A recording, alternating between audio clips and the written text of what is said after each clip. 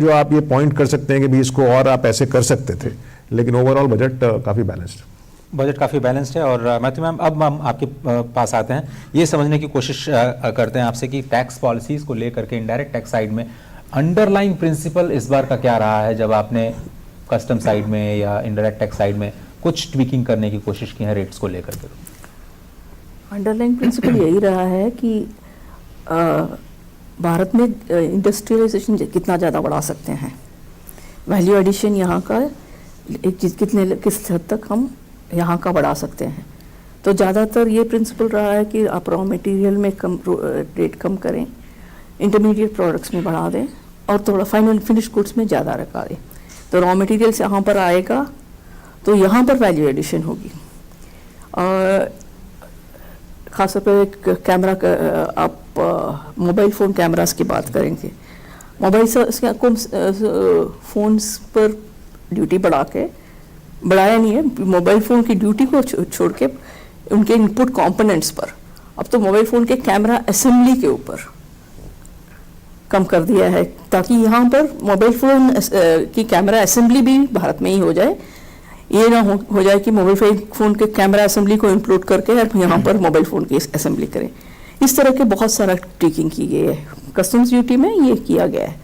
हमने तो टैरिफ को भी रिस्ट्रक्चर किया है कि बहुत सारे जो आइटम्स पहले यहाँ पर आते थे, जो ट्रेड होती थी, उनको टैरिफ और आजकल है नहीं।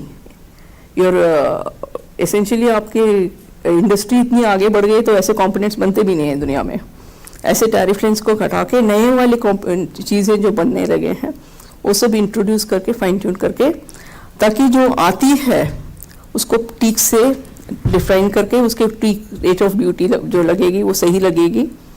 और थोड़ा इधर उधर जनरल हेडिंग होगी तो जनरली कहीं पर भी घुसा के कुछ भी कर, जहाँ पर डिस्प्यूट होती है वो ना हो करके ये ऐसा रिस्ट्रक्चर किया है। ये टैरिफ साइड पर रेट्स ऑफ ड्यूटी पर यही किया हुआ है। और इन जनरल आपने कहा कि जो रेट मेरे ख्याल से 21 से जो कैटेगरीज मेरे ख्याल से 13 कर दी गई हैं रेट्स में, उसका असर क्या होगा इन टर्म्स ऑफ सिंप्लीफिकेशन? बहुत ज़्यादा ऐसा तो ओवरऑल रेट स्ट्रक्चर इम्पैक्ट नहीं होगी। ये बस यही है कि जितना ज़्यादा रेट होंगे उतना ज़्यादा डिस्प्यूट होंगे।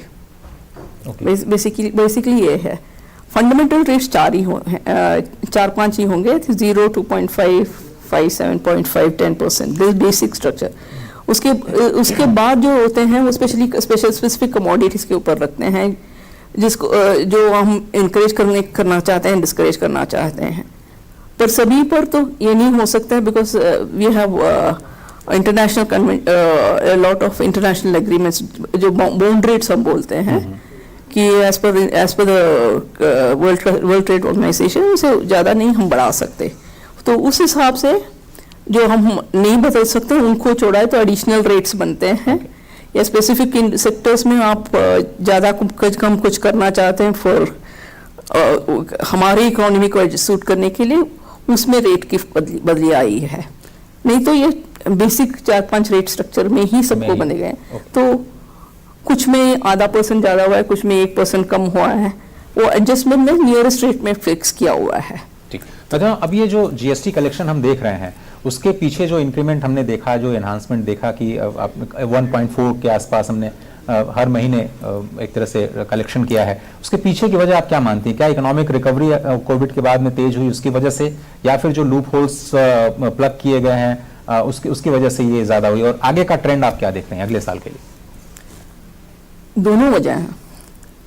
एक तो इंडस्ट्रियल रिकवरी काफ़ी हुई है।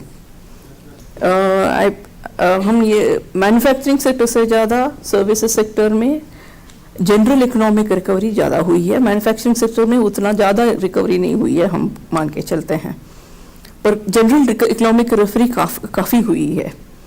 एक तो वजह ये है। दूसरी जो है प्रोसेस हमने जितना सिंप्लीफाई किया है कि अब तो टैक्स नेट में आना आसान है, बाहर रह के पकड़े जाने पर नुकसान ज़्यादा होता है। और आपने एक क्रेडिट स्ट्रक्चर इतना स्ट्रीमलाइन किया है कि आपके डाउनस्ट्रीम इंडस्ट्रीज बोलते हैं कि भैया जीएसटी का इनवॉइस दे दो क्योंकि हमें तो क्रेडिट मिलती है। और नहीं तो हमें तो इतना नुकसान होता ही है। अब हमें ड्यूटी भरना पड़ता है कैश में, नहीं तो आप पे करेंगे तो हमें क्रेडिट मिलती है और हम उस पैसा को लेके, उस क्रेडिट को लेके हम आगे का टैक्स भरेंगे।